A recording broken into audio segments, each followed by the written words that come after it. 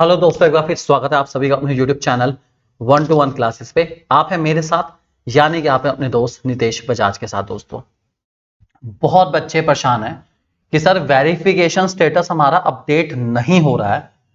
क्यों नहीं हो रहा है अपडेट? क्या कमी रह गई कि वेरिफिकेशन स्टेटस अब तक अपडेट नहीं हो रहा है, नहीं हो रहा है, नहीं हो रहा है? तो दोस्तों, इसके पीछे कुछ रीजंस हो सकते हैं कि आपका वेरिफिकेशन स्टेटस अब तक अपडेट नहीं हो रहा है। और सबसे बड़ी बात, अगर अपडेट नहीं होता है तो आप अगला स्टेप क्या ले सकते हैं, आपको क्या करना चाहिए, क्या नहीं करना चाहिए, बात करेंगे इस बारे में इस वीडियो के अंदर। दोस्तों, बने रहिए आपके अपने यूट्यूब चैनल 1-to-1 क्लासेस के साथ।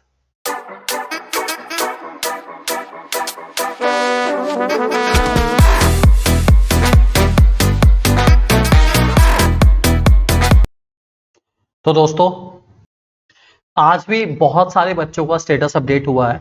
मैंने भी यहाँ पे कुछ बच्चों के स्टेटस चेक करे हैं, तो उनके भी स्टेटस अपडेट हुए हैं आज। तो एक बार प्लीज इंश्योर करें कि शायद आपका भी स्टेटस अपडेट हो चुका हो। प्लीज इंश्योर करेंगे इस बात को। यहाँ पे मैंने कुछ स्टेटस चेक करे थे, आज ही चेक करे हैं, कॉन्फिडेंशियल रखेंगे, आपके सामने मैं शो भी कर रहा हूँ।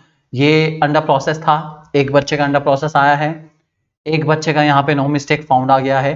ठीक है, कुछ के अंडर प्रोसेस, कुछ के नो मिस्टेक फाउंड आ चुके हैं। ठीक है, अब सवाल यह आता है जो बच्चे के मन में सबसे ज्यादा आ रहा है कि सर अगर अभी भी मेरा स्टेटस अपडेट नहीं होता है तो मैं क्या करूंगा, क्या मैं अगले स्टेप के लिए एलिजिबल हूं?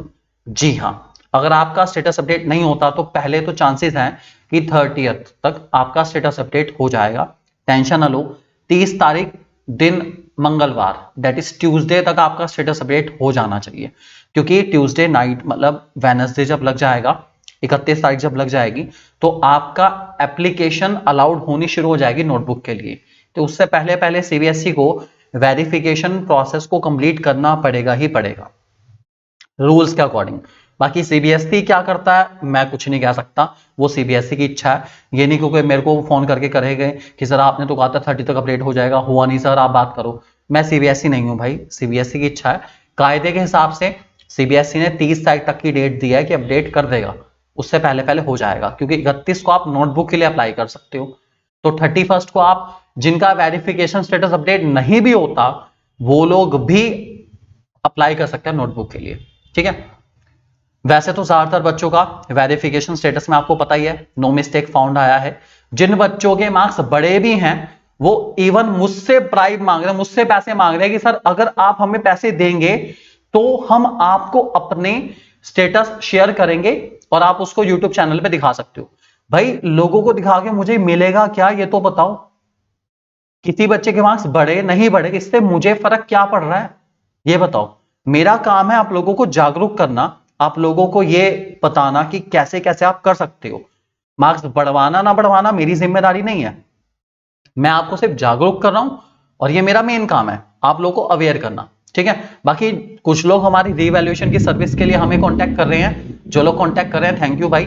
आप लोगों के लिए बेस्ट से बेस्ट ऐसे रिवैल्यूएटर्स जिनके पास एक्सपीरियंस है 15-15 साल, 20-20 साल बोर्ड की चेकिंग का, वो मिलेंगे। ठीक है, ये नहीं कि बस मैं ही खुद आपकी नोटबुक ऐसे देख के, ऐसा कुछ नहीं है। हम अपने काम को ईमानदारी से करना जानते हैं भाई। किसी और से पैसा लेना बहुत आसान है, लेकिन गलत तरीके से पैसे लिए हुए को हजम करना बहुत मुश्किल है। हम अपना काम ईमानदारी से करेंगे, और अगर पैसा ले रहे हैं तो उसको हजम भी करेंगे सही तरीके से। इलीगल और गलत तरीका हमारा नहीं है बिल्कुल भी। ठीक है, उसके बाद बहुत सारे बच्चे कह रहे हैं कि सर ये वेरिफिकेशन में सीबीएसई जो है नोटबुक पूरी देखता है नहीं देखता है। मैंने आपको पहले भी बताया था, वेरिफिकेशन में सीबीएसई सिर्फ केजिंग को चेक करता है। आपके सामने केजिंग का एग्जांपल भी दे रहा हूं। केजिंग मींस आपके सामने जो डिटेल है ये करता है। इसका मतलब है सीबीएसई कॉपी के अंदर मार्क्स लिखे होते हैं, किस क्वेश्चन में कितने नंबर मिले हैं, सिर्फ उसको बाहर नोट कर देता है। इसको कहते हैं केजिंग। सीबीएसई सिर्फ केजिंग को चेक करेगा और कुछ चेक नहीं करेगा। सिंपल भाषा में कह सकता हूं कि वेरिफिकेशन की प्रोसेस में सीबीएसई किसी भी सब्जेक्टिव इवेल्युएटर को यूज नहीं करता। मतलब जिस भी इंसान, मान लो आपकी मैथ्स की नोटबुक है, तो वहां पर मैथ्स का टीचर नहीं जाएगा वेरिफिकेशन करने के लिए। आपकी फिजिक्स की नोटबुक है तो फिजिक्स का टीचर नहीं जाएगा वेरिफिकेशन करने के लिए। अकाउंट्स की नोटबुक है तो अकाउंट्स का टीचर नहीं जाएगा वेरिफिकेशन के करने के लिए। सीबीएसई के जो अपने लोग हैं, जो सीबीएसई में काम करते हैं, वो वेरिफिकेशन करते हैं। वेरिफिकेशन में क्या होता है, जो बहुत सारे सीबीएसई के बैग्स होते हैं जिनमें बच्चों की नोटबुक होती है, उनमें से बैग खोला जाएगा, जिस बच्चे ने वेरिफिकेशन के लिए अप्लाई करा है उस बच्चे की नोटबुक निकाली जाएगी, उस नोटबुक को स्कैन करके पीडीएफ बना दी जाएगी, बाद में नोटबुक में चेक कर लिया जाएगा नोटबुक में कितने मार्क्स है 37, बच्चे को कितने मार्क्स दे रखे हैं 37। जस्ट ऐसा प्रोसेस चलता है। टोटल कर लेते हैं एक बार दोबारा से, कॉपी को अंदर से टोटल कर लेते हैं, भाई टोटल ठीक है, टोटल ठीक है, बस किस क्वेश्चन में कितने मार्क्स मिले, कितने मिलने चाहिए थे, इससे सीबीएसई को इस प्रोसेस में, वेरिफिकेशन प्रोसेस में कोई मतलब नहीं है। आपके मार्क्स बढ़ते हैं नहीं बढ़ते हैं सीबीएसई को कोई फर्क नहीं पड़ता। सीबीएसई सब्जेक्टिव इवैल्यूएटर को नहीं हायर करती वेरिफिकेशन की प्रोसेस में, मतलब कोई भी सब्जेक्ट टीचर वेरिफिकेशन प्रोसेस में कोई रोल प्ले नहीं कर सकता।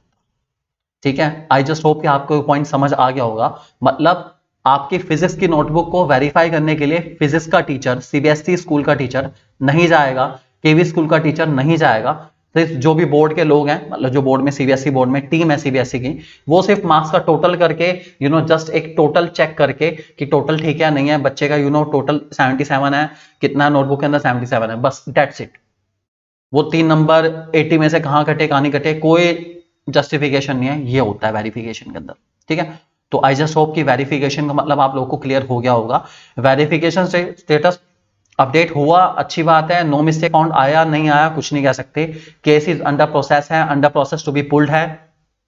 अगर under process to be pulled है इसका मतलब अभी सीबीएसई आपकी फाइल तक नहीं पहुंचा, इसका मतलब सिंपल भाषा में कहता हूं, मान लीजिए डायरी है, ठीक है, इस डायरी के 7th पेज या 6th पेज पे आपका काम है, मतलब आपने एप्लीकेशन अपनी भेजी है, ठीक है, सीबीएसई अभी पहले पेज पर है, वो जब तक आपके पेज तक नहीं आता तब तक वो under process to be pulled है, मतलब वो एक एक करके एक एक बच्चे का लाइन में लगे हुए हैं, एक एक बच्चे तक पहुंच रहा है, तो जब तक आपके पेज तक नहीं आएगा तब तक under process to be pulled है। ठीक है, उसके बाद जब सीबीएसई आपकी नोटबुक पर आएगा तो उसको कहेंगे केस इज अंडर प्रोसेस। इसके बाद हो सकता है शायद मार्क्स बढ़े, हो सकता है मार्क्स ना भी बढ़े। केस इज अंडर प्रोसेस का मतलब है आपकी नोटबुक को सीबीएसई चेक कर रहा है, उसके ऊपर काम कर रहा है, मे भी हो सकता है मिस्टेक आए, मे भी हो सकता है मिस्टेक ना आए, कोई गारंटी नहीं है मिस्टेक आने ना आने की, नो मिस्टेक फाउंड लिख के भेज भी देगा, आलसी इस मामले में हो सकता है। तो अगर आपको अपने ऊपर पूरा विश्वास है, अगर आपको लगता है कि आपने बहुत अच्छा काम करा था आपने और आपको अपनी नोटबुक मंगानी चाहिए तो मंगाओ। मेरे कहने ना कहने से भाई मत मंगाना, कोई भी पैसे मैंने नहीं देने बिल्कुल भी। 500 रुपए क्लास 10th में जाएंगे पर नोटबुक के और 700 रुपए क्लास 12th में जाएंगे पर नोटबुक के। मेरे कहने या ना कहने से कोई फर्क नहीं पड़ता, आपकी मर्जी, आपको सेटिस्फेक्शन चाहिए मंगा लो। इवेल्युएटर चाहिए अगर आपके पास है अपने स्कूल के टीचर को कांटेक्ट कर लीजिए, अपने ट्यूशन टीचर को कांटेक्ट कर लीजिए।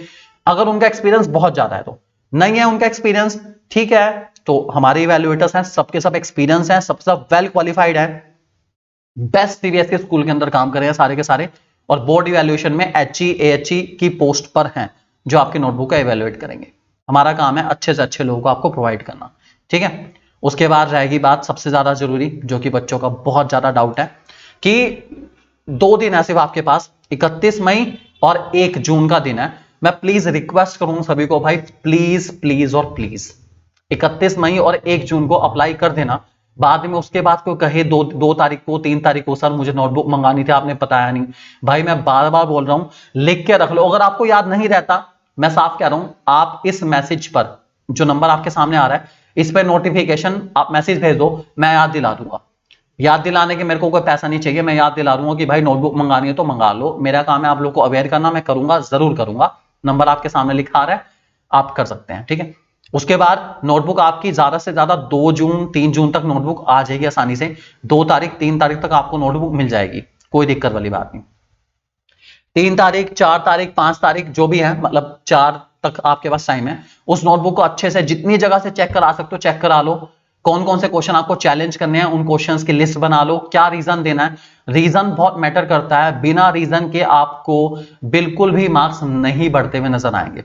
अगर आप कह रहे हैं कि क्वेश्चन नंबर 24 में 4 में से 2 नंबर मिले हैं और 4 में से 4 मिलने चाहिए, तो क्यों मिलने चाहिए उसका रीजन आपको इंग्लिश में लिखना पड़ेगा, आपको बताना पड़ेगा।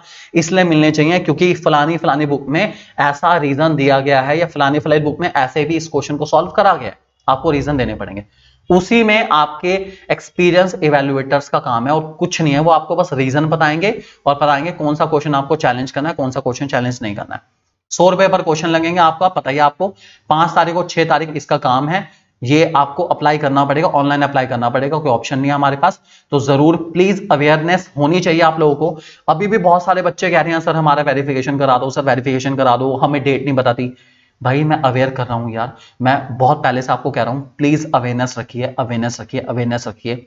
अवेयरनेस बहुत जरूरी है। तो फिलहाल 2 स्टेप मेन है आपके। 10th वालों के लिए 500 रुपए है भाई, ध्यान रखे चलना नोटबुक का, सीबीएसई को जो देना है। और 12th वालों को 700 रुपीज देने पड़ेंगे एक नोटबुक के। और वेरिफिकेशन आप कराई चुके हैं, रिवैल्यूएशन से पहले हर क्वेश्चन के लिए आपको 100 रुपए देने पड़ेंगे। मैं साफ कहूंगा एमसीक्यू रिवैल्यूएट मत कराना, मत कराना, मत कराना। एमसीक्यू यार बहुत सिंपल है, किसी से पूछोगे एमसीक्यू के आंसर को रिवैल्यूएट नहीं कराया जाता, क्योंकि सबको पता है क्या सही है क्या गलत है। लॉन्ग क्वेश्चन रिवैल्यूएट कराना जिनमें आपको लगता है कि हाँ चांसेस हैं या मार्क्स कटे हैं और बेफिजूल के मार्क्स कटे हैं, उनको रिवैल्यूएट कराना, ये मेरी एडवाइस है और जनहित में जारी है। तो क्वेश्चन को बहुत सोच समझ के, और अगर फिर भी आपको इवेल्युएटर्स नहीं मिलते अच्छे रिवैल्यूएट करने के लिए आपकी नोटबुक को, अच्छे एक्सपीरियंस, तो हमारा नंबर आपके सामने है, बिल्कुल आप व्हाट्सएप पे मैसेज ड्रॉप करके डिटेल्स पा सकते हैं हमसे दोस्तों। Thank you very much, God bless you and take care.